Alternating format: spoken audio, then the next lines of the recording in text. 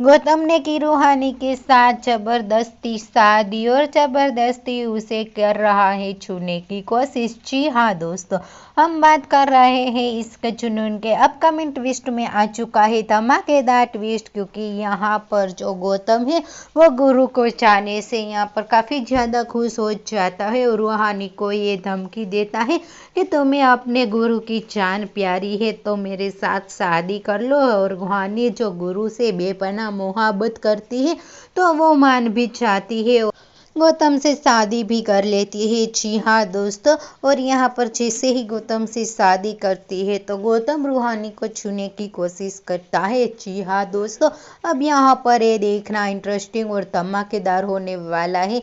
क्या यहाँ पर पहुँच पाएगा गुरु और क्या यहाँ पर रूहानी को बचा पाएगा? वेल, जो भी होगा उसकी अपडेट हम आपको देते रहेंगे। फिलहाल के लिए तो इतना ही, और ऐसे ही अपडेट देखने के लिए जुड़े रहिए हमारे साथ, हमारी चैनल नेक्स्ट सो अलर्ट में। Thank you.